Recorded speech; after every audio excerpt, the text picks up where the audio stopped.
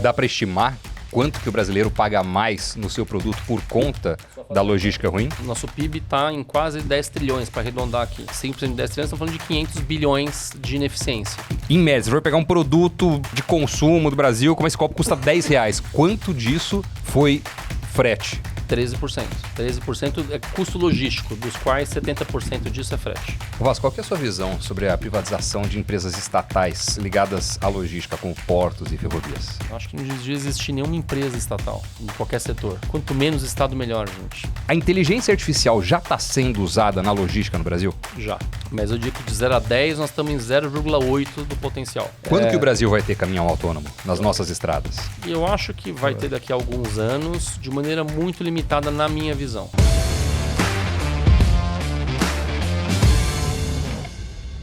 Olá, seja muito bem-vindo ao Talk Invest News. Eu sou o Doni Denúcio e esse é o podcast do Invest News sobre negócios.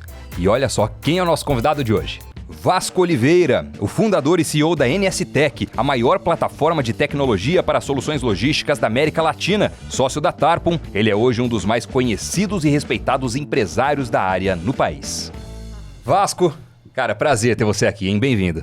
Obrigado pelo convite aí, Doni, Leandro, muito legal estar com vocês aqui. Pois é, e como sempre, temos aqui ele, Leandro Guissoni, professor de business no Brasil, Estados Unidos, consultor contratado por algumas das maiores empresas nacionais e multinacionais aí. Lê, bora para mais uma? Bora para mais uma. Hoje falar de logística, Doni. O episódio promete, hein? Obrigado. E é um prazer estar aqui com o Vasco também. Admiro bastante o trabalho dele. E eu lembro exatamente de ter encontrado com o Vasco antes de ele lançar uma das suas dezenas de empresas. E eu achei bastante ousado e é impressionante como eles executaram até aqui. Mas vamos discutir papo para o podcast. Pois é, muito assunto. São quase 3 décadas trabalhando com logística, né? Sim. De 0 a 10, que nota você dá para a logística do Brasil? Putz, que difícil, hein? Eu diria que, assim, uma nota 6. E só para a gente pegar alguns grandes números, né? O Brasil gasta algo em torno de 13% do PIB com logística. Os Estados Unidos gasta um pouco menos de 8%. Tem um gap muito grande. Uhum. Né? Uma parte desse gap é um negócio que eu não vejo muita solução, que é infraestrutura. Né? Então, acho que a gente não tem hoje nada que aponte para melhorar e reduzir esse gap de infraestrutura por conta de taxa de juro, a parte arcabouço regulatório e várias outras coisas mais. Mas uma parte disso acho que tem a ver com produtividade dos ativos, né? Que aí tem a ver desde qualidade de pessoas a uso de tecnologia, né? Isso acho que tem avançado bastante. Acho que a gente vai fechar esse gap através dessa questão de pessoas e tecnologia. Mas temos que comer bastante arroz e feijão para sair desses 6 aí. Pois é.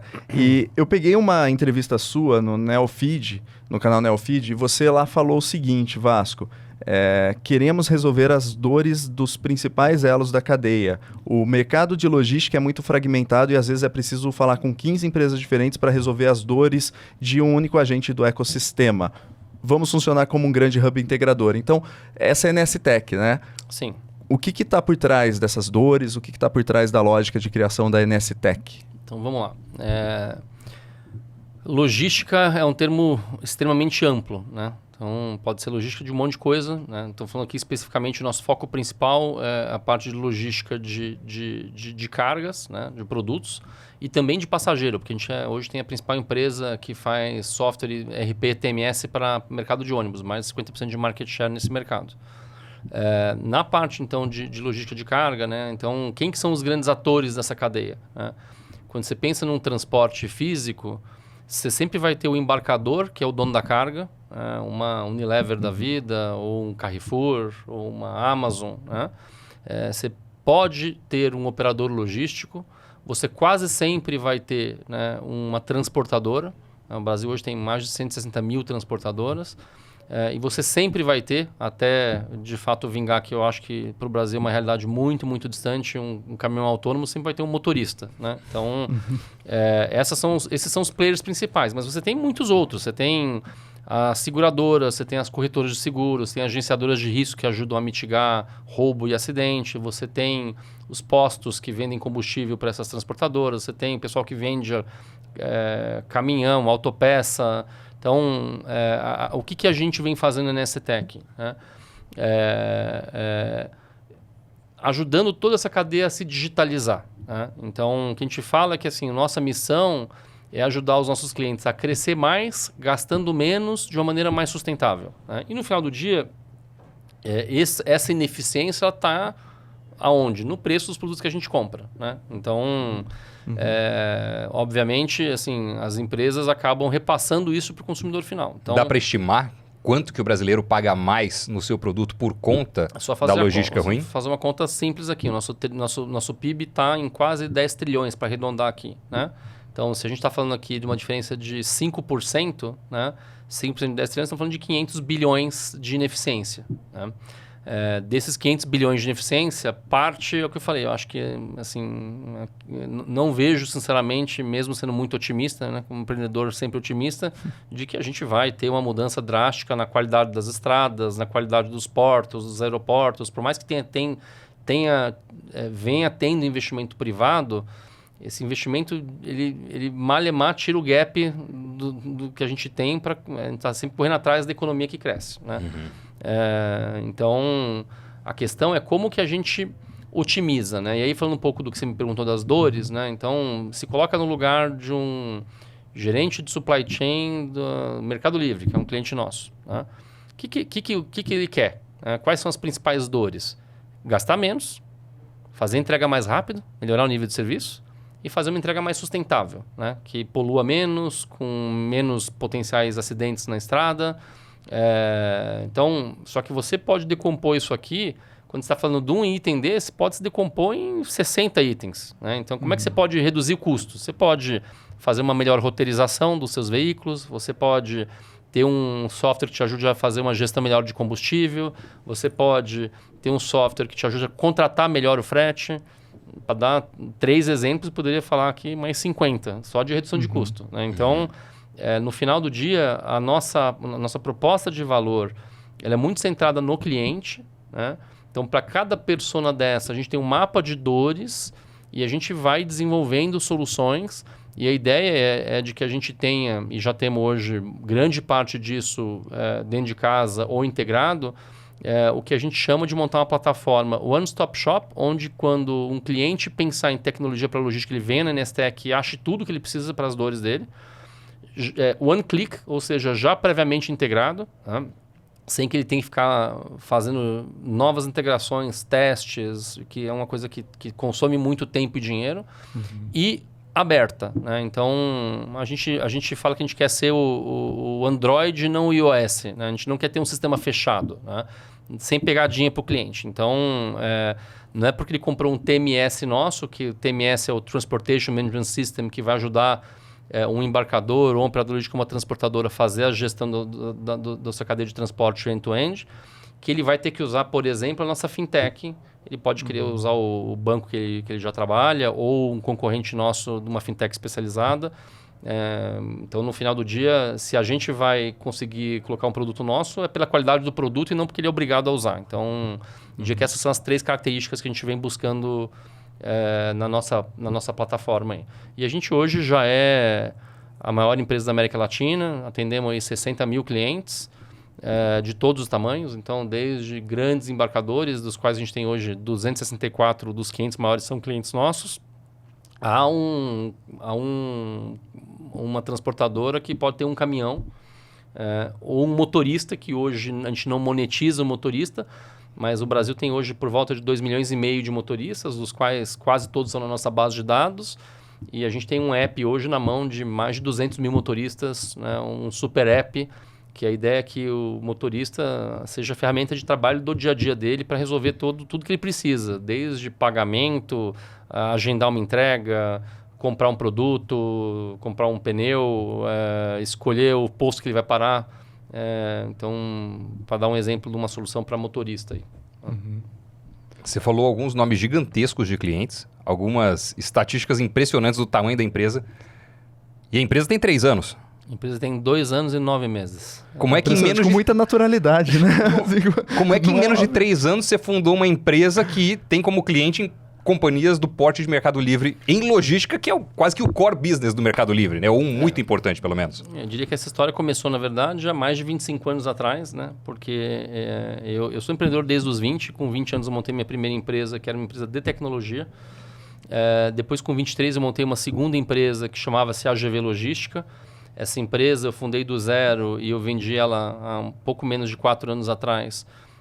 E ela, quando eu vendi, ela era o segundo principal operador logístico integrado do Brasil, que faz fulfillment de armazenagem e transporte, focado muito no mercado de medicamento, em especial veterinário, mas não só varejo, fast moving consumer goods, bens de consumo, clientes na área industrial também.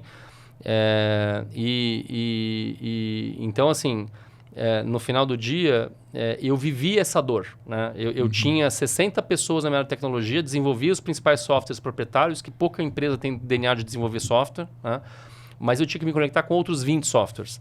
Então, eu era CEO de uma empresa muito grande, que tinha essa dor que eu acabei de descrever, de assim, imagina você ter que, para resolver a dor da Pfizer ou da Unilever, ter que se conectar com mais de 20 softwares, fazer centenas de integrações. Você quer mudar um fornecedor, era uma dor de cabeça gigante.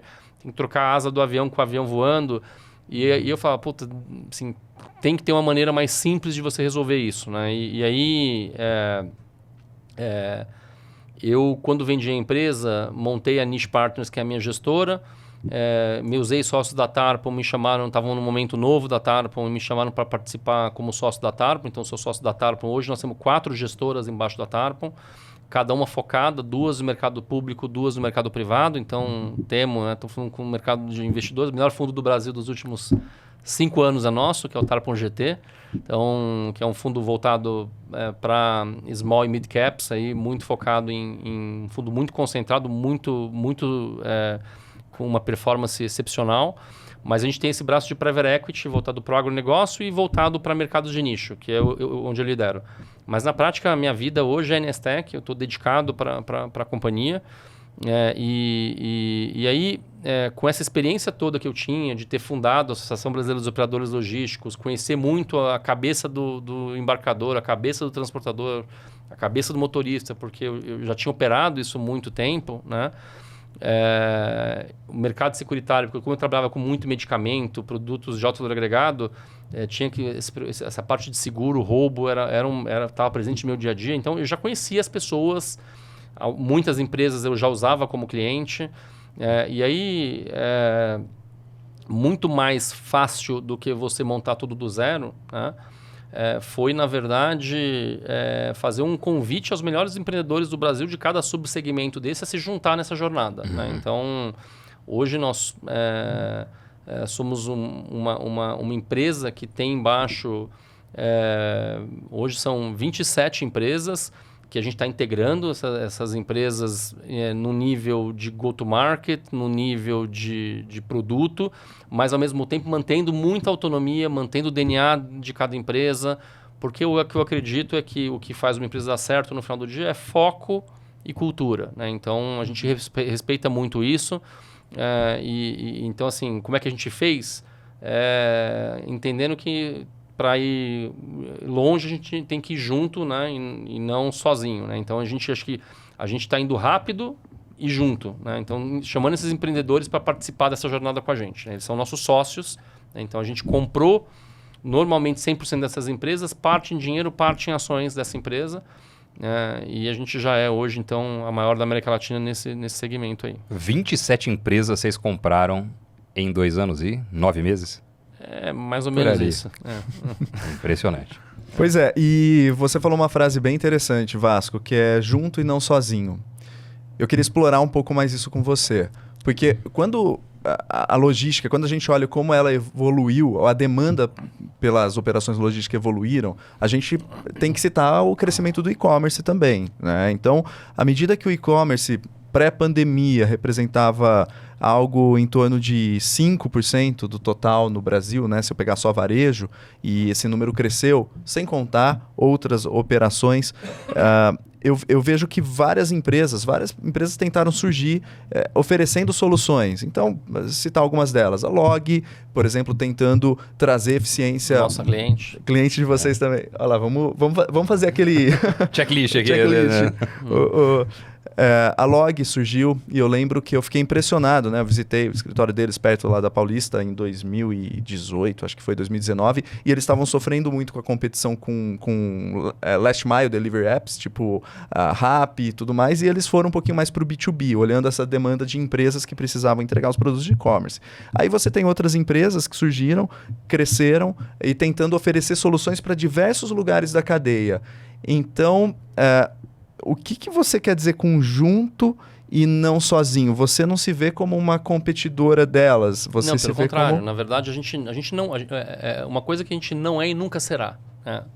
Nós não vamos transportar. Né? A gente hoje tem 60 mil clientes, dos quais mais de 50 mil desses 60 mil são transportadores. A Log é uma transportadora que usa muito tecnologia. Né? E por conta disso, ela acaba usando, como várias empresas, né? FedEx é nossa cliente, DHL é nossa cliente, Log é nossa cliente, BBM é nossa cliente, Sequoia é nossa cliente, para citar algumas, assim, das 50 mil que a gente está falando aqui. Né? Todas são clientes. Né? Então, no final, o nosso trabalho é exatamente ajudar essas empresas a se digitalizarem. Tem empresas que são mais nativas digitais, que é o caso da Log. É uma empresa que tem um DNA muito digital, mas mesmo assim tem que se conectar, porque esse mundo é complexo e não faz sentido ela desenvolver tudo dentro de casa. Né? Mas tem empresas que não tem nada. Né? Assim, eu costumo dizer que assim, das 160 mil transportadoras do Brasil, 150 e alguma coisa é um motorista que deu certo. Né? É um caminhoneiro, né? É um caminhoneiro que comprou um caminhão, depois colocou o cunhado dele para dirigir um segundo, chamou um primo para dirigir o terceiro, e o cara tem hoje 1.000, 2.000, 3.000 caminhões. Né? Então, assim, essa história não tem é um setor ultra empreendedor. Né? E esse cara normalmente ele tem um DNA de dirigir o veículo, né? Ele não tem um DNA de escrever linha de código, de software. Né? Então ele precisa de uma empresa que ajude ele a se digitalizar. Obviamente você tem empresas que são muito mais sofisticadas, exemplo DHL, mas mesmo a DHL ela não tem software próprio. Todos os softwares que ela roda, ou quase todos, são softwares de mercado. Né? E a gente está aí para poder ajudar a digitalizar essa cadeia como um todo. Né? Aproveitando aqui fazer o jabá, né? Quando você fala de e-commerce, Mercado Livre, Magalu, Shopee, Via Varejo, Americanas, todas são clientes nossas também, com diferentes soluções. Tá? Então, a gente hoje trabalha bastante, né? Agora, a gente às vezes superestima também, né? Então, o Brasil é um país muito grande, né? Então, quando a gente olha hoje, se você for olhar estatísticas aí, né? Você vai ver que 63% do que é transportado em volume é feito através de caminhão. Né? Só que se você tirar tudo que é exportado de minério e produtos agrícolas, que acaba sendo o grosso que vai via ferrovia ou mesmo via hidrovia, né? Cabotagem, mais de 94% do que passa no Brasil passa no caminhão. E passa muitas vezes. Né? Então, só para vocês terem uma ideia, nos softwares da NSTech passam por mês 160 milhões de frete e 14 já está batendo 15 trilhões de mercadoria. Como o PIB é de mais ou menos 10 tri, passa todo ano 1,5 vezes o PIB do Brasil em algum software nosso. Né? Por quê? Porque assim, para esse copo chegar aqui, ele foi da fábrica para um distribuidor, um frete. Depois foi do distribuidor para o varejista, outro frete. Né? Se você comprou no e-commerce, mais um frete até a sua casa. Né? Então, o mesmo produto passa, às vezes, em várias pernas de transporte. Dá para estimar em média, eu sei que média é aquele número ruim, né? De pé no congelador, cabeça no forno, você falar em média está em temperatura ambiente, na prática o sujeito está morto. Mas em média, se for pegar um produto de consumo do Brasil, como esse copo custa R$10, quanto disso foi frete? 13%. 13%. 13% é custo logístico, dos quais 70% disso é frete. Né? E isso varia muito de produto para produto. Né? Se você vai para produtos de baixo valor agregado, né, chega a 20%, 30% do custo da mercadoria. Né? Se você vai para produtos de mais alto valor agregado, às vezes é 2%, 3%. Né? Então, eu fazia na AGV, por exemplo, logística da Meditronic. Meditronic é que faz stent, marca-passo. O quilo médio da Meditronic na minha época, hoje deve ser mais, era $7.000 o quilo. É um produto muito caro. Obviamente, quando você vai transportar um produto muito caro, o frete sobre o valor do transporte é mais baixo. Quando você vai transportar um caminhão de sal, é quase que o frete é mais caro que o produto. Né? Então, varia muito de setor para setor, mas na média do Brasil estamos falando aí de 13% de custo logístico, dos quais por volta de 70% é ligado a transporte. Volta àquela estatística dos 94%. Tirando minério e tirando toda a parte de grãos, soja, milho, agro, tudo que é exportado, que acaba tendo uma parte relevante. Quando você pega, por exemplo, uma Rumo, né, que é cliente nossa também, grande cliente, que é a maior ferrovia do Brasil. O que mais passa na Rumo? É exatamente a parte de grãos. Né? Então, a Rumo ela liga lá o Mato Grosso, né, e agora tem até uma expansão importante que ela está fazendo, para poder, quando você vai exportar, o Brasil tem grandes 2 corredores de exportação de grãos. Né? Às vezes ele sai lá do Mato Grosso e vem do Mato Grosso para Santos ou para Paranaguá de caminhão ou de ferrovia, ou ele sobe no corredor norte, né? Que aí pode ser também de caminhão, pode ser de hidrovia, né?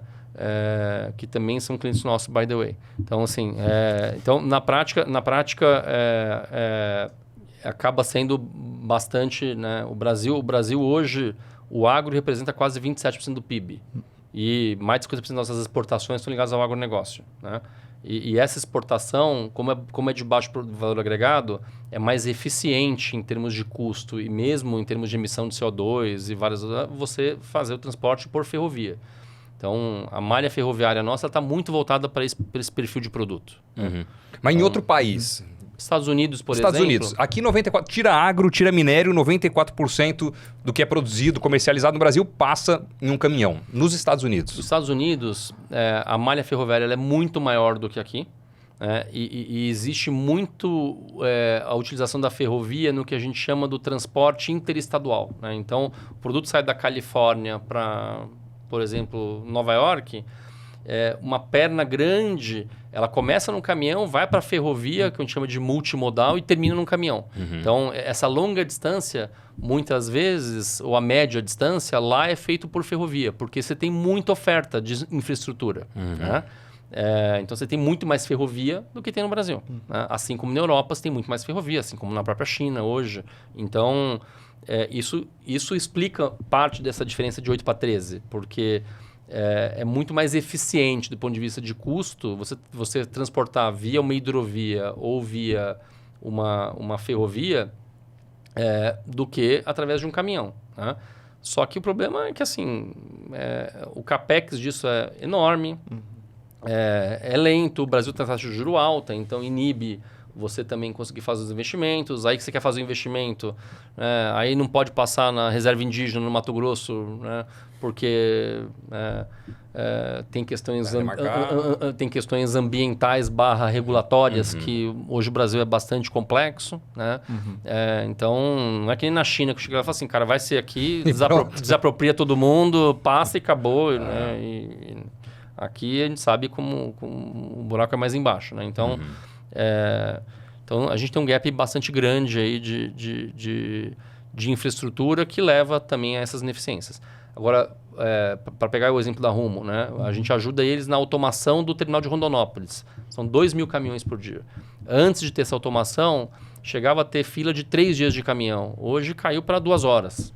Por quê? Porque você consegue fazer todo o agendamento online, e o motorista só vai para lá a hora que sabe que vai descarregar. Então, não fica aquelas filas de caminhão, porque você tem toda uma inteligência de sistemas por trás para poder automatizar esse processo, por exemplo.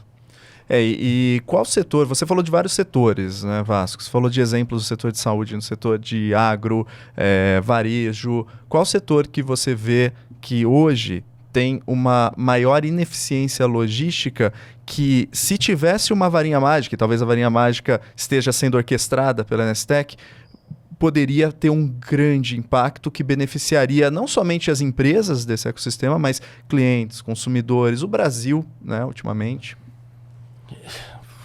Pergunta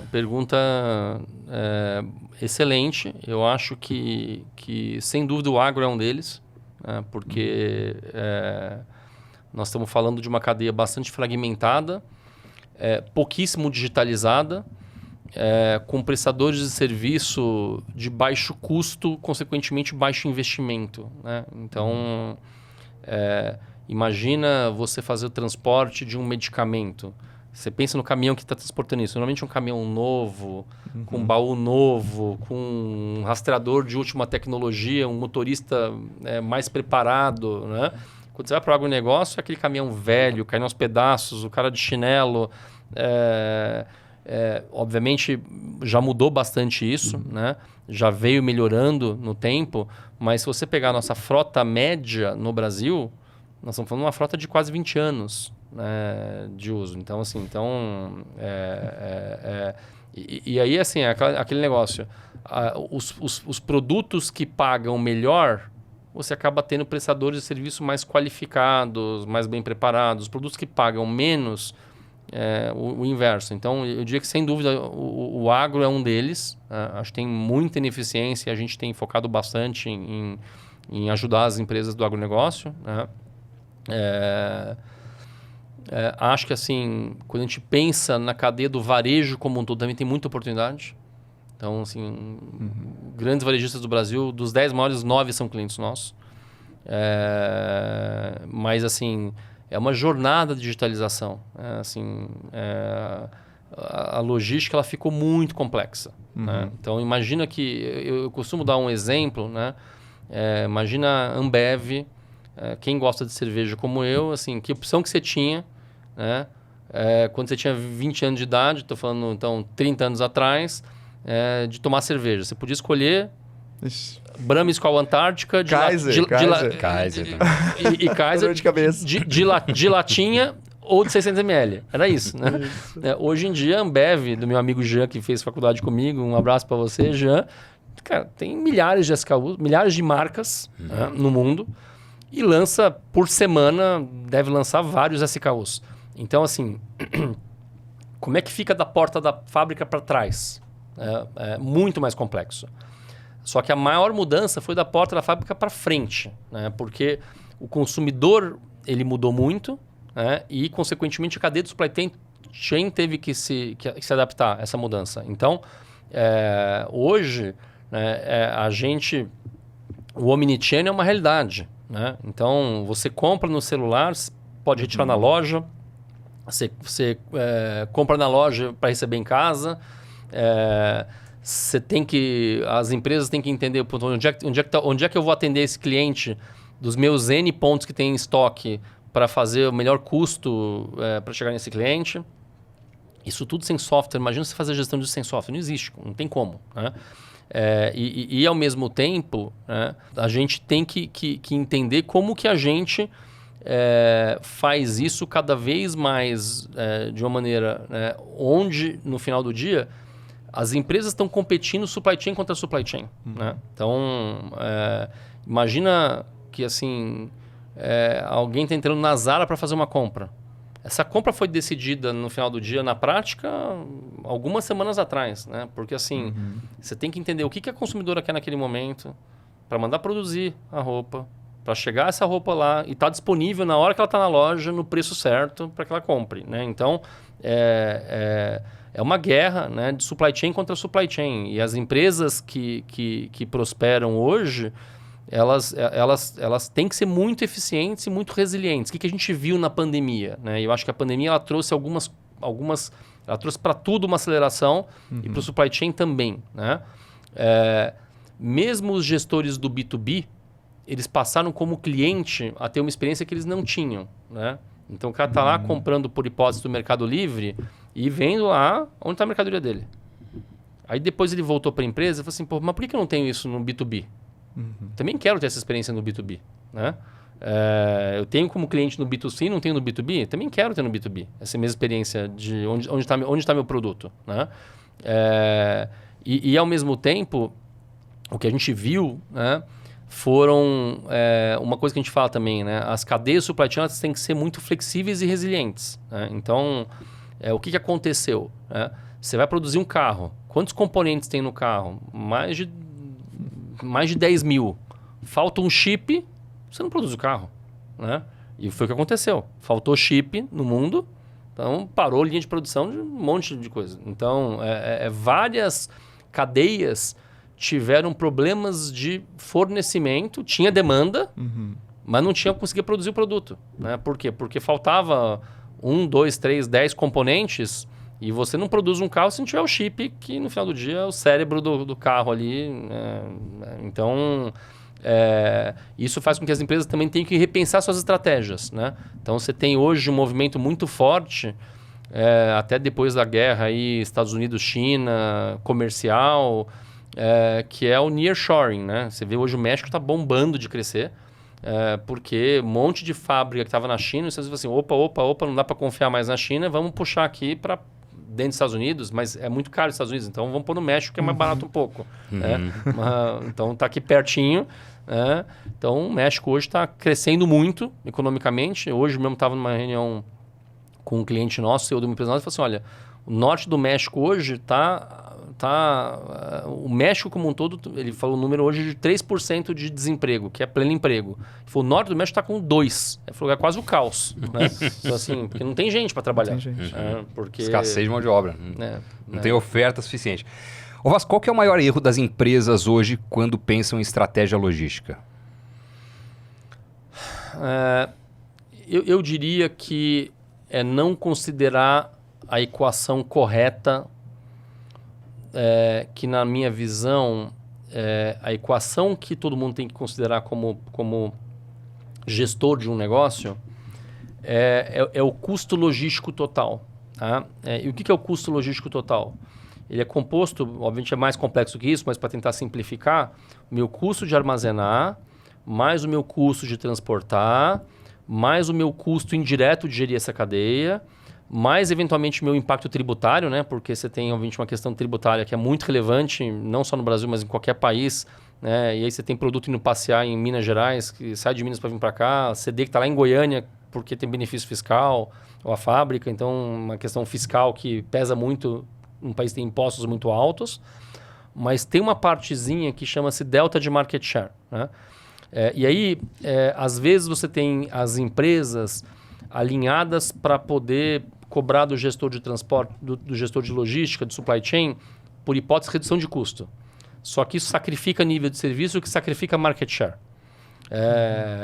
Então, o que eu vejo é que assim, você ter clareza dessa equação, clareza de que às vezes gastar mais vai fazer você ganhar market share e que no final do dia sua margem bruta é alta o suficiente para cobrir esse custo a mais e é melhor você gastar mais porque você vai... Por que tem essa guerra no e-commerce para pegar aqui da entrega no mesmo dia? Porque obviamente vende mais. Né? Então assim, você vai entrar lá para comprar, você fala, tá bom, eu preciso desse produto, mas eu preciso para hoje, porque eu estou indo viajar amanhã. Ou preciso para amanhã, porque eu estou indo viajar semana que vem. Eu vou comprar um vinho, se entregar amanhã, como é que eu faço para o jantar? Na minha casa que vou ter que receber convidado. Então, se você não... A entrega no e-commerce é muito forte isso, né? A entrega rápida, ela faz diferença no quanto você vende. O que eu vejo hoje é que teve durante muito tempo uma pressão muito focada em custo, só que isso custou market share para empresas. Então, você olhar essa equação de uma maneira equilibrada, e equilibrada é tentar entender, e cada caso é um caso, mesmo dentro de uma empresa grande, não dá para você generalizar, porque essas empresas têm N divisões, com N go-to-markets diferentes, que têm necessidades diferentes de entrega. Né? Então, você saber... customizar isso de uma maneira em que, ou parametrizar, que você consiga ter níveis de serviços diferentes para clientes diferentes, para tipos de produtos diferentes, é fundamental, né? Então, eu diria que esse talvez seja o principal ponto. Essa ideia do market share é muito interessante, porque às vezes a gente olha o supply chain em termos de custos, mas essa vantagem que ele te traz no market share e que se você não tiver uma distribuição entregando, ela é muito importante. Então, eu costumo falar isso, por exemplo, em marketing. Eu lembro, trabalhando com profissionais de marketing, o pessoal fala, não, o sucesso de um produto é fácil explicar. É o nível de awareness que você tem que causar nesse produto, ou seja, o conhecimento do produto em relação ao mercado, o percentual de clientes que estão interessados nele, o percentual que compra, o percentual que recompra. Falo, legal. Mas você está partindo da premissa que esse produto tem 100% de disponibilidade, ou seja, ele está distribuído em todos os lugares, né? E o que você falou desse Delta Market Share é muito interessante. O que me traz é a seguinte questão. Eu vim do mundo da Coca-Cola, onde a logística... Nossa cliente também. Cliente também? Opa! A logística, eu lembro, sempre que a gente desenhava as matrizes SWOT, aquela matriz de forças, fraqueza, ameaça, oportunidade, isso lá atrás, 2004, 2005, estava lá sempre em forças. Sim. Logística e o controle logístico que tinha. Então, ela não gostava da ideia de terceirizar a logística, de ter muitos distribuidores, era um pouquinho só de distribuidores para áreas muito remotas. Essa visão de ter logística própria ou terceira, como que você vê isso hoje, trazendo para hoje, Vasco? Eu acho que varia muito de empresa para empresa, né? Mas na média, que não é bom, mas para poder falar, não ficar em cima do muro, né? Eu diria que assim, a terceirização é uma realidade porque você deveria, como empresa, gastar sua energia no que é o core, né? E logística para algumas empresas é core, para outras empresas não é core. Mas mesmo o exemplo da Coca que você citou, né? Eu tenho alguns amigos que são engarrafadores Coca e alguns deles são clientes nossos, né? O grosso da logística, a gestão não é terceirizada, mas o grosso da execução dos ativos é terceirizada. Por quê? Porque assim, é muito difícil uma empresa ser boa em tudo, né? Aliás, é impossível, né? Não é muito difícil, né? Então, no final, você saber como empresário, né? Quais são, de fato, as 3 coisas que você tem que se focar, que é isso que vai te fazer ganhar o jogo, é muito relevante. E aquele negócio, e aí o resto, que não é o core do core, o que você puder terceirizar para poder gastar toda a sua energia nessas 3 coisas, eu acho que é a estratégia correta. Então, eu diria que assim, é muito raro você ver uma empresa no Brasil, por exemplo, que tem um embarcador que trabalha com frota própria e que de fato essa conta fecha. Tem exceções, obviamente, tem alguns subsegmentos, alguns casos que conseguem fazer e fazer bem. Mas, assim, é exceção da exceção. E no passado, talvez esse era um imperativo, né? Que foi mudando ao longo do tempo. Não faz sentido, né? Não faz sentido. Assim, eu era um operador logístico, a minha vida era fazer isso. Eu tinha 0 caminhões, aí eu tive a excelente ideia no passado de falar, não, agora eu preciso ter pelo menos 20% da minha necessidade. Cheguei a ter quase 1.000 caminhões. É outro DNA. Eu tinha um DNA de tecnologia, fui ter um DNA de gestor de ativo. É um outro... de novo, mesmo minha vida era cuidar daquilo. Cheguei à conclusão que não valia a pena e voltei a me centrar no que eu sabia fazer bem. Que vou gerir um monte de gente, com muita tecnologia, muito processo, muita gente boa, mas deixa o dono do ativo ser a transportadora que eu subcontratava no caso da AGV. Né? Então... Eu acho que você ter essa consciência, né? Acho que estratégia é saber falar não, né? Então, assim, o que eu não vou fazer? Né? Porque no final do dia é isso. Qualquer negócio, o que vai gerar valor mesmo, não são 100 coisas, são 3. Né? Assim, então, o Pareto não falha. Né? Então, você fala assim, quais são as 3 coisas que vão fazer a diferença? Põe toda a energia nisso e tenta terceirizar o resto. Né? Então... senão você acaba querendo fazer tudo e não faz nada bem feito. Para uma empresa de e-commerce, a logística é core ou não é core nessa perspectiva de fazer mais coisas eu mesmo ou terceirizar mais coisas? Eu diria que assim, o que a gente vê, né? cada vez mais essas empresas buscando nos hubs de fulfillment principais terem os hubs próprios. Quando eu falo próprio, não é que ela vai ser dono do armazém, mas ela vai operar o armazém por conta própria, na média, né? Mas quando você fala da cadeia, ela pode até orquestrar a cadeia de maneira própria. Sem contratar um operador logístico, ela vai direto no transportador ou direto até no motorista final. Mas os ativos, quase que sem exceção, muito terceirizados, porque essa conta não fecha, gente. O Brasil é muito complexo você empregar gente. CLT, cara, impostos, você acaba tendo muito mais produtividade, às vezes contratando uma transportadora que tem lá um cara muito focado, que ele é o próprio dono do ativo dele, do que você querendo ser dono de tudo. Então, se você pegar o Mercado Livre, quanto que tem de entrega feita com um veículo que é do Mercado Livre? Zero nada. Não sei quanto que é, mas assim, te garanto que é muito pouco. Porque na prática é mais eficiente você ter parceiros terceiros, mas assim, a gestão, a inteligência, nesse caso, o Mercado Livre tem bastante dentro de casa. Tem muita coisa de tecnologia dentro de casa, porque ele entende que, de fato, é core. Quem é a empresa que mais investiu no mundo em logística nos últimos 10 anos? Quem é? Amazon. Então, assim,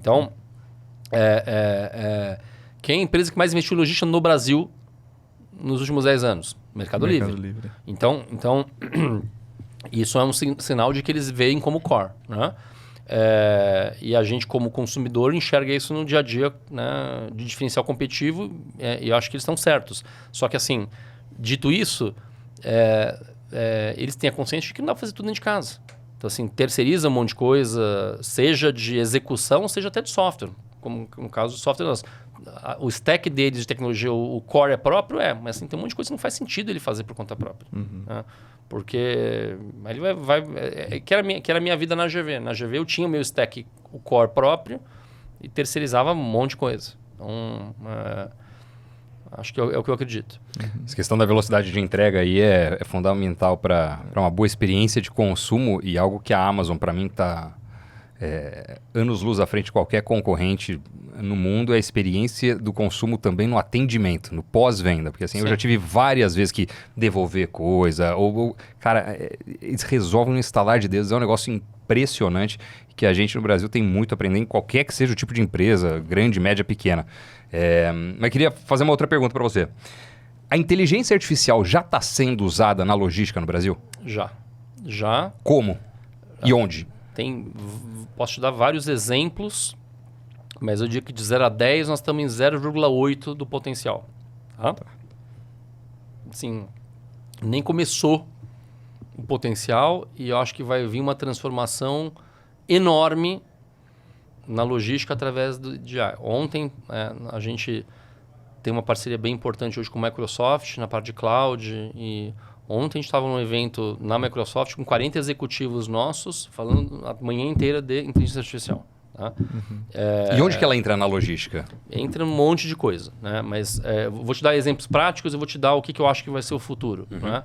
Então, por exemplo, a gente hoje usa a inteligência artificial para poder fazer leitura de imagem e reconhecimento de padrão para poder fazer redução de acidente. Né?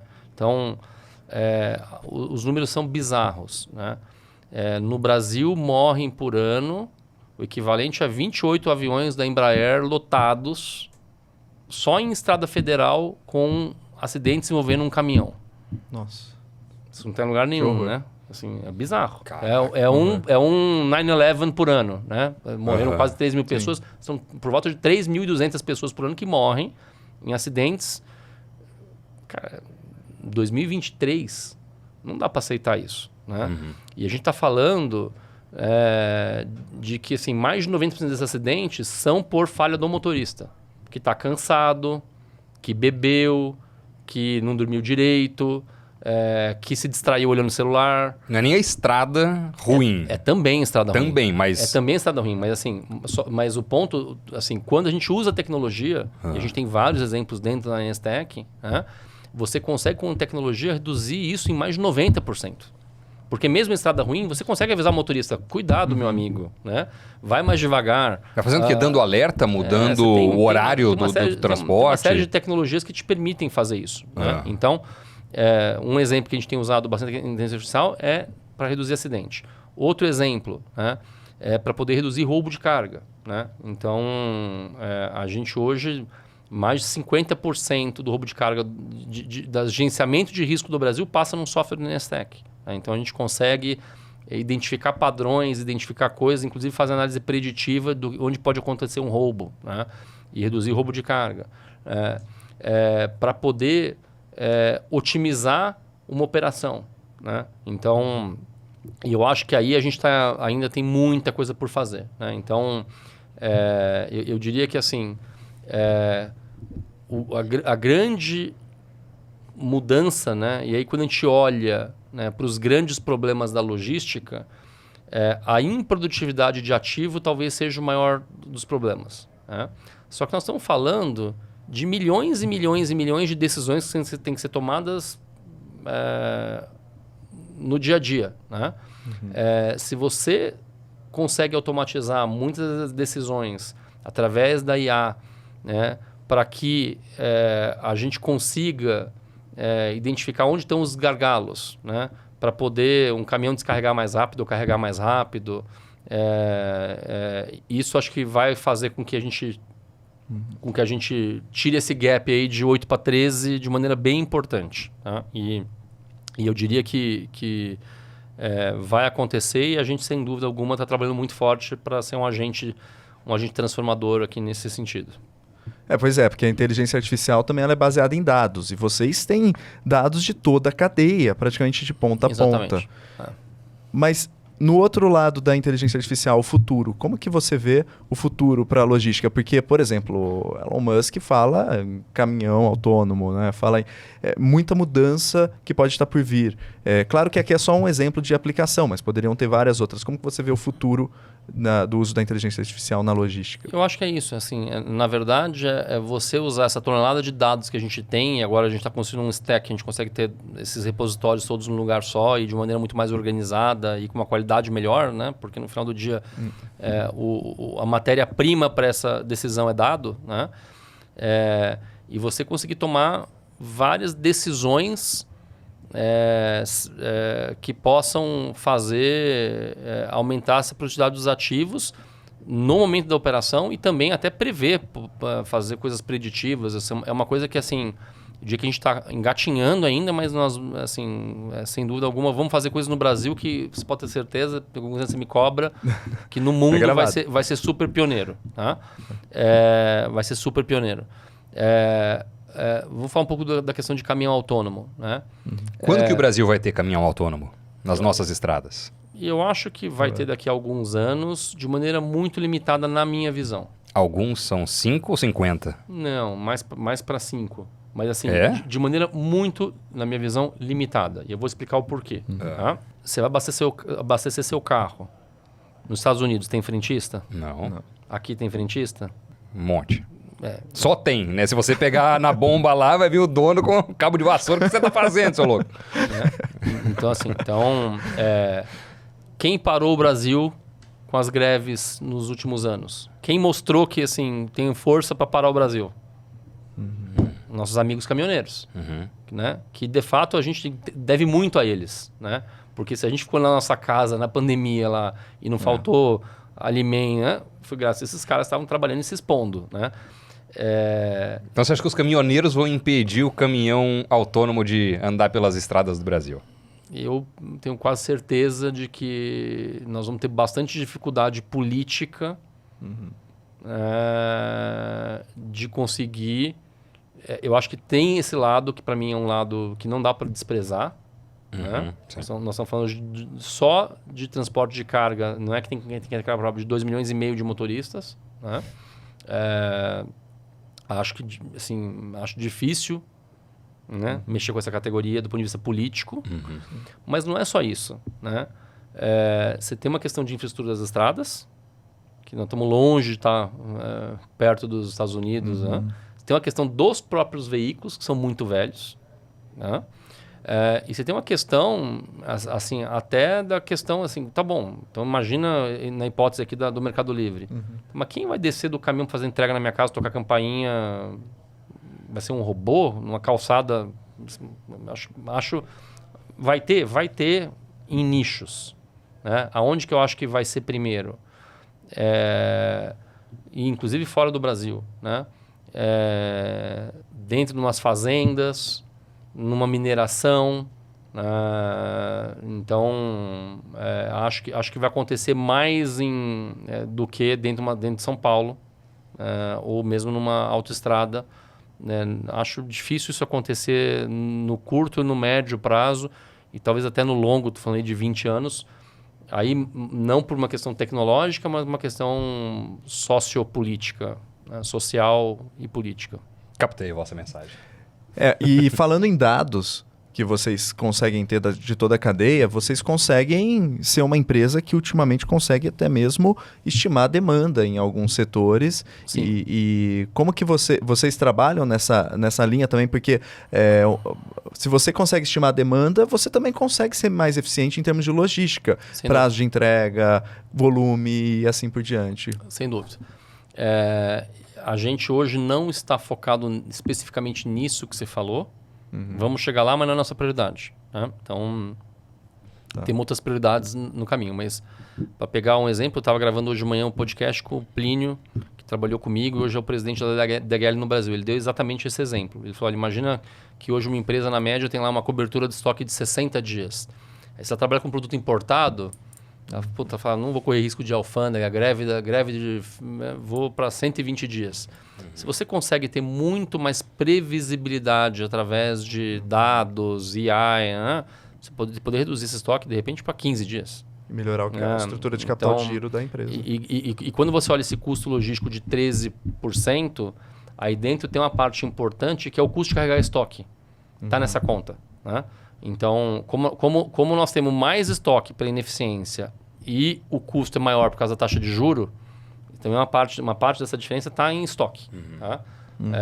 Então, eu diria que assim, também vai chegar. Nós, como Inestec, e aí tem uma questão de onde nós estamos pondo energia e priorização, vamos chegar lá, mas mais para frente um pouco. Tá. Vasco, qual país para você tem a melhor logística do mundo? Nossa...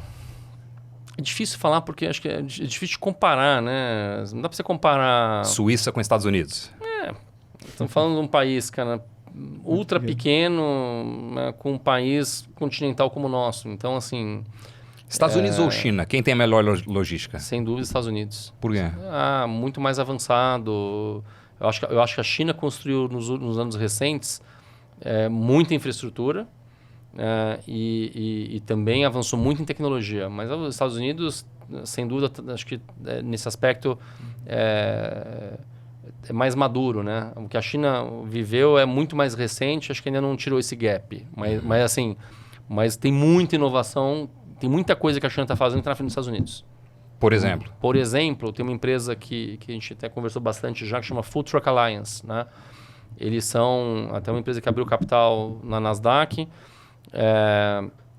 Eles basicamente conectam o motorista com o embarcador e tem o principal super app da China para motorista. Então a gente se espelha bastante, até mais neles do que nas empresas americanas para a questão do super app, né? Então, igual se você pegar o Fred da Magalu, vai se inspirar muito mais nos super apps chineses do que nos Estados Unidos, porque nesse aspecto a inspiração para isso vem mais de lá. Tá? Mas no geral, diria que sem dúvida a Europa está até com uma logística mais madura do que o próprio Estados Unidos. Né? Mas, é mesmo?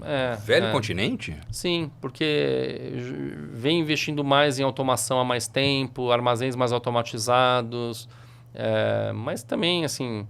Também tem muita ineficiência, por mais que pareça. Eu já visitei centenas e centenas de operações nos Estados Unidos e na Europa. E é engraçado, porque às vezes a gente fica pensando, o Brasil está muito atrás em algumas questões. Obviamente por causa de infraestrutura. Obviamente porque também no Brasil, por conta de impostos, mais taxa de juro e mudanças no cenário, você fazer investimentos em automação é muito mais difícil de fechar a conta do que na Europa, né? Que o empregado custa muito mais caro, taxa de juros é negativa, né, às vezes. Mas dito isso, às vezes a gente subestima o que a gente tem de bom no Brasil. Eu voltava às vezes de operações que eu visitava nos Estados Unidos e falava assim, cara, uma operação da AGV que eu tinha igual, melhor do que os caras lá. Então, com menos automação, mas em muitas coisas melhor, mais avançada. Então, acho que uma coisa interessante, né? O Plínio estava contando hoje que assim, tem mais de 40 brasileiros expatriados da DHL no mundo. Por quê? Porque assim, cara, quem faz logística aqui, cara, faz em qualquer lugar do mundo. Né?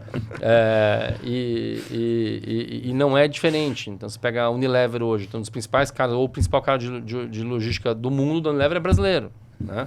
Então, tem muito profissional bom aqui, né? E que está indo para fora.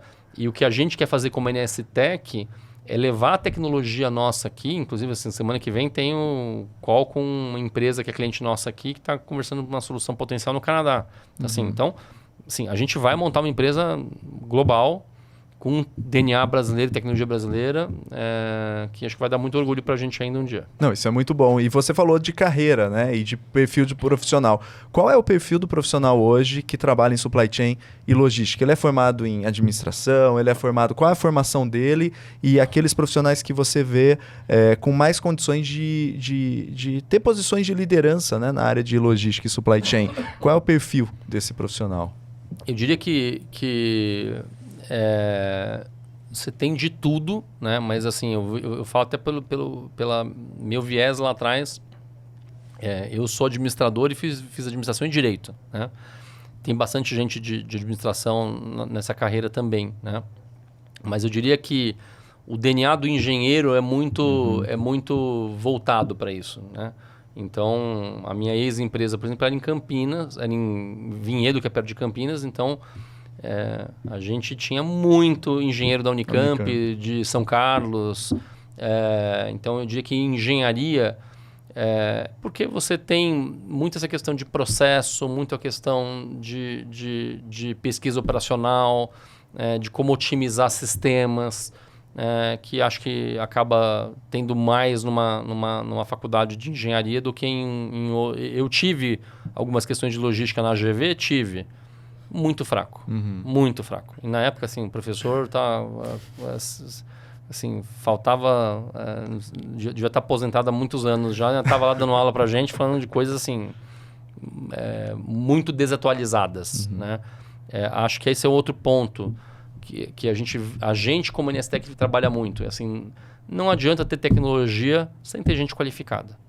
Então, faz parte da nossa missão, né? E o nosso propósito é melhorar o mundo através da logística e da mobilidade, porque o que a gente faz ajuda a reduzir acidente, ajuda a reduzir trânsito, ajuda a reduzir poluição, né? Mas para usar tecnologia tem que ter gente qualificada, né? Então, em todos os níveis.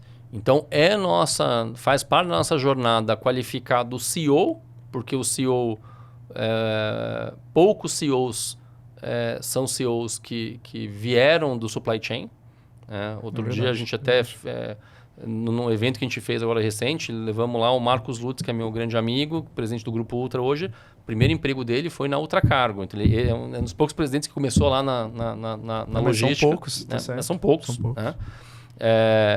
Mas levar a importância do supply chain do CEO mas até o motorista. Então, como é que a gente qualifica essas pessoas, para poder operar as tecnologias que estão chegando aí, que são cada vez mais intuitivas, mas assim, a parte da estratégia logística tem muita coisa complexa que às vezes as pessoas aprendem muito na prática. Eu mesmo aprendi quase tudo na prática, né? Não era formado em logística, né? Tem cursos hoje de formação em logística, mas assim, a gente mesmo tem na Mundo Logística e Educação vários cursos aí voltados para quem quer se aprofundar em temas específicos, com gente de mercado falando, né? Muito prático e muito voltado para a execução do dia a dia mesmo. Como é que você vê a estratégia de conteúdo para as empresas hoje? Eu acho que assim, toda empresa hoje é uma empresa de mídia e conteúdo no final do dia.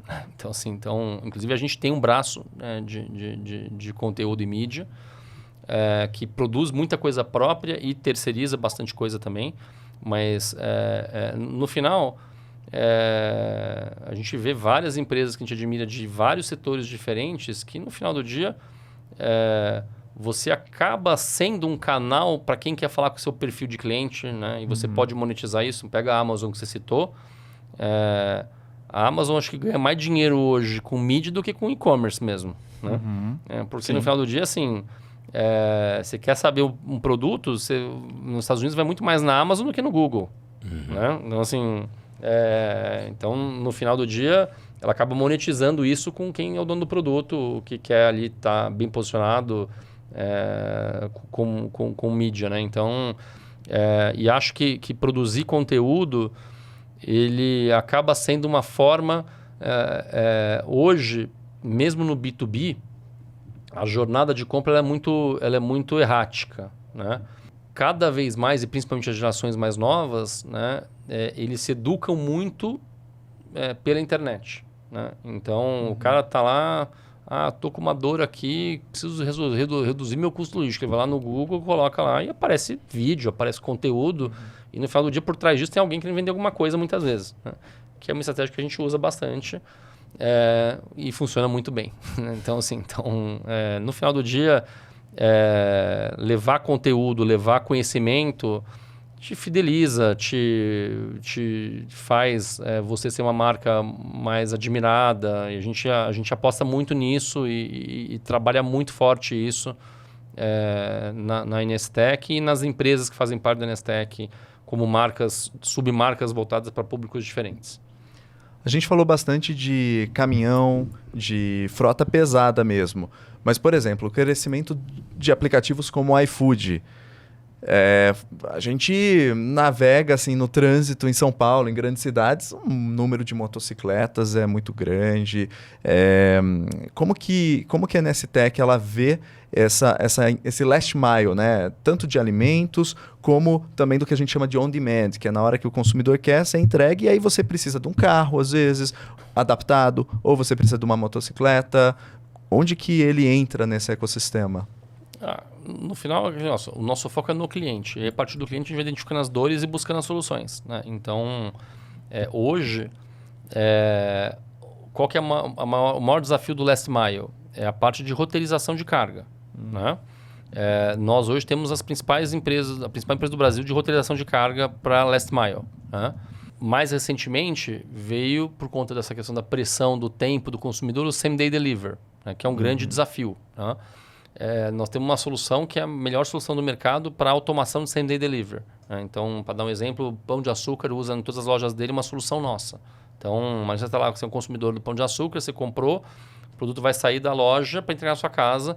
Essa solução é uma solução nossa. Então, a gente tem um foco muito grande em last mile, same-day, e as melhores soluções hoje do Brasil, e pau a pau com qualquer coisa que você vê na Europa, Estados Unidos, é uma solução nossa aí, que faz parte da Nestec. Então, por exemplo, quando o entregador do iFood ele vai sair de um restaurante, obviamente que se sai só com um pedido, não fecha a conta. Às vezes tem que sair com 3, 4, 5 pedidos. Perfeito. Ou o e-commerce do Grupo Pão de Açúcar tem que sair com vários pedidos, né? Muito fracionado. Então, a roteirização ela ajudaria nesse percurso todo. E aí eu imagino que a inteligência artificial entra pesado, né? Também. Sim. É exatamente isso. Então, assim, a gente é líder em roteirização no Brasil, não só para o B2C, que é o exemplo que você deu, mas também para o B2B, né?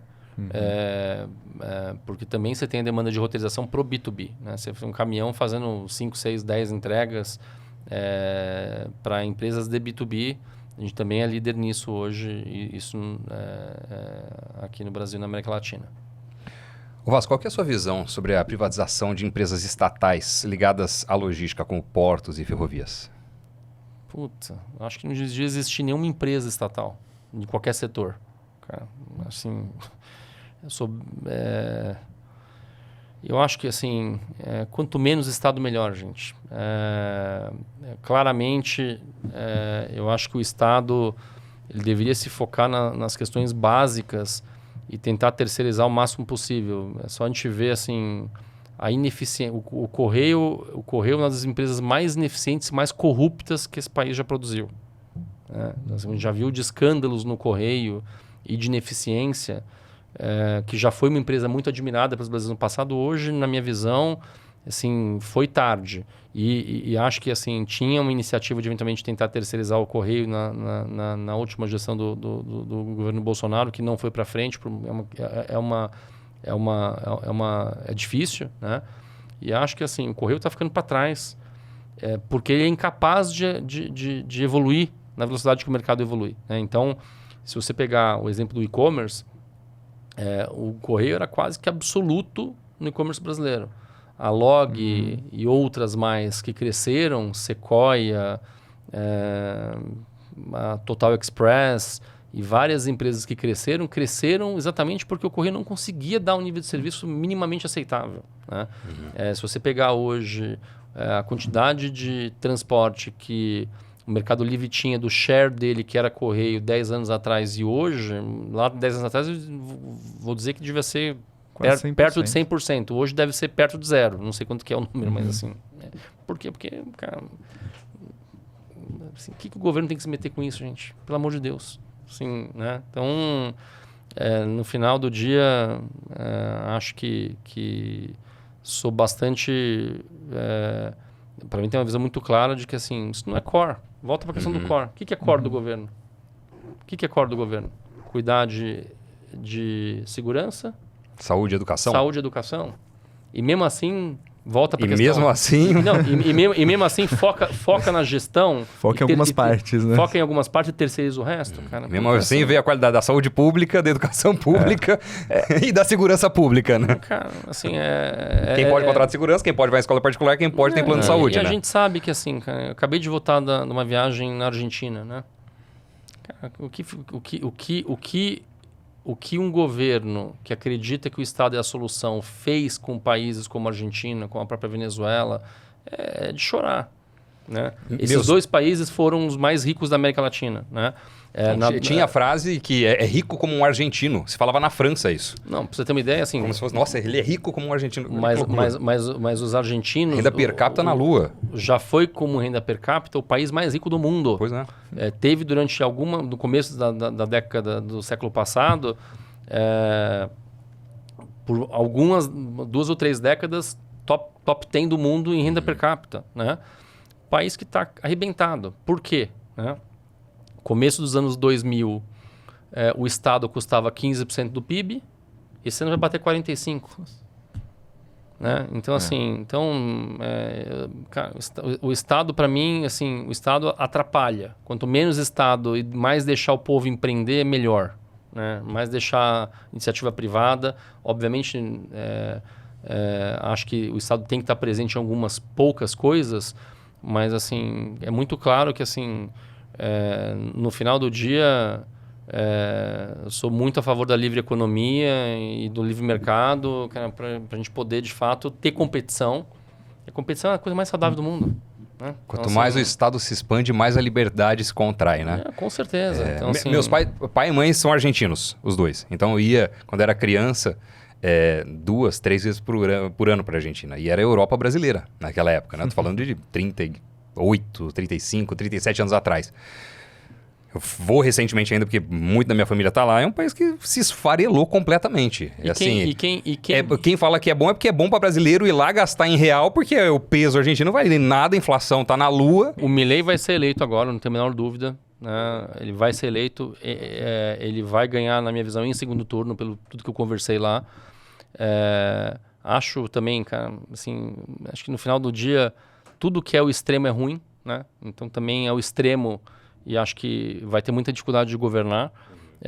Mas na prática, eu acho que assim, que a gente achar que o Estado é a solução, cara, a solução tá no indivíduo, a gente tem que estar nas pessoas, né? Então assim, a solução está no empreendedorismo. A solução está em, assim, quem que gera emprego em todos os países é o pequeno empresário. né? É quem mais gera emprego. Então, assim, cara, deixa esse cara trabalhar e não enche, pelo amor de Deus, cara. Então, assim... Mas ainda é um discurso populista que pega demais em muitos países da região, né, se cara? você pegar, você vê que é um passo para frente, 2 para trás, muitas vezes. A gente teve uma sessão do IPO lá e tivemos uma conversa com muita gente, cara. E um deles foi um historiador e economista argentino, um papo super interessante, ele contando, e ele mostrou o gráfico exatamente na década de 50, quando entrou o Perón. Cara, assim, ele vinha lá, assim, o gráfico depois eu até te mostro, terminando aqui, que era a renda per capita da Argentina num ranking de países, ela vinha lá em cima, 1900 até 1950. Entrou o peronismo, cara, foi ladeira abaixo, sem parar. E na prática, assim, quem que se ferra nessa? Com inflação de 130%, é o rico ou é o pobre? Óbvio que é o pobre. Óbvio que é o pobre. Então, assim, quem tá pagando a conta não é o rico já foi pro Uruguai. Exato. Sim, 10 anos de isenção de imposto, receptividade pra caramba. Tem 500 bilhões de dólares de argentino fora da Argentina. Então, assim, o rico se defende. O rico e educado se defende. Estratégia tributária, faz tudo. Então, assim, o problema é que acabou o país. Assim, o país maravilhoso, cara, conseguiram arrebentar o país. Arrebentar. O próprio Milei fala que são 35 anos para voltar. Mas 35 anos consecutivos de uma gestão com a mesma visão, né? Não acho nem que precisa disso. Eu acho que assim, a gente até subestima o poder, né? E acho que vários países mostraram que dá para fazer em menos. Mas assim, o problema é que a democracia também tem, e acho que obviamente eu sou super a favor e não vejo hipótese de morar num país que não seja democrático, mas assim, o ser humano, ele cai muito fácil no conto do populismo, né? Então, assim, se eu vi que, assim, puta, isso aqui é de graça. Cara, não existe nada de graça, cara. Obviamente, você está pagando um caminhão de imposto para voltar para você 10% do que você mandou lá, as migalhas, né? E a gente aqui paga 35% do PIB de imposto e não tem segurança, não tem educação, não tem saúde, não tem nada. Exato. Assim, cara, assim... Por isso que qualquer comparação de fatia de tributação com um país avançado e tudo mais é injusta, né? Porque, pode, sei lá, Dinamarca pode cobrar 50%, mas em compensação você tem tudo de retorno do Estado, né? Estados Unidos é alta a tributação, é alta, mas... É mais baixa, mais baixa que a nossa. Mas você recebe, é mais baixa que a nossa, você recebe mais que a gente em várias frentes. Exato, né? exato. Mas isso que é legal do empreendedorismo, né? Porque, e se ele é bem estimulado e se você tem pessoas educadas, porque é aquele ditado, né? Enquanto alguns choram, outros fabricam os lenços, né? Então, no caso da logística, eu acho que houve e está havendo muitas oportunidades de empreender no Brasil e até mesmo de surfar na ineficiência dos Correios, porque o próprio Magazine Luiza fez isso, né? Eu lembro do Fred Trajano falando que, na época, o Mercado Livre dependia muito dos Correios e ele falou, não, eu vou desenvolver meu sistema próprio, usou a loja física para integrar a logística, os microtransportadores e tudo mais, é que agora a competição é outra, né? Mas... Sem dúvida. Sensacional. Se eu soubesse que você gostava de cerveja antes da gente começar o papo, já tinha trazido e a gente teria divagado mais do que divagou até. A logística seria mais eficiente, né, na cerveja aqui pro programa. Legal. Cara, obrigado por ter vindo. Prazer. Obrigado, papo bom demais, viu? Obrigado a vocês aí. Sensacional. Um abraço para vocês. Valeu. Grande prazer, cara. Muito obrigado a você que acompanhou o Talk Invest News até agora. Até o próximo episódio. Tchau.